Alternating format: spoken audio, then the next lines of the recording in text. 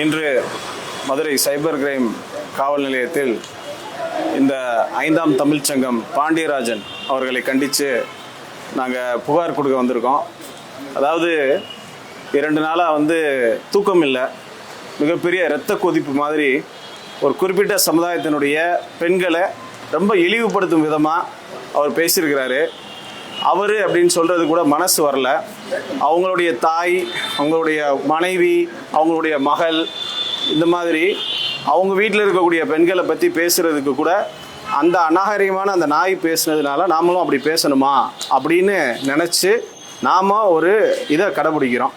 இதை பார்த்தீங்க அப்படின்னு சொன்னால் தமிழக காவல்துறை, முதலமைச்சர் குறிப்பாக மு.க. ஸ்டாலின் அவர்களிடத்தில் நம்ம கேட்குறது என்னென்னா, தயவு கூர்ந்து இந்த 5ஆம் தமிழ்ச்சங்கம் பாண்டியராஜன் அவர்களை 24 மணி நேரத்துக்குள் கைது செய்ய வேண்டும் என்பது எங்களுடைய கோரிக்கை.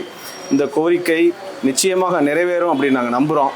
இல்லாத பட்சத்தில் இது மாபெரும் மக்கள் புரட்சியாகவும் ஆர்ப்பாட்டமாகவும் மாறும். காரணம் என்ன அப்படின்னு கேட்டிங்கன்னா, அதாவது அந்த ஆள் பேசினதை ரொம்ப கேவலமான வார்த்தைகள் பயன்படுத்தி பேசியிருக்காரு. இதை நிச்சயமாக நம்ம ஏற்றுக்கொள்ளவே முடியாது.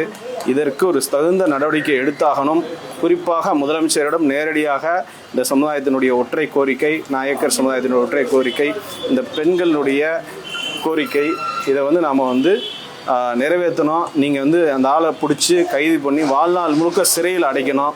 ஏன்னா அந்த ஆள் பேசுனது சாதாரண வார்த்தைகள் கிடையாது. அதனால் நடவடிக்கை எடுக்கணும் அப்படின்னு கேட்டுக்கிறேன். நன்றி.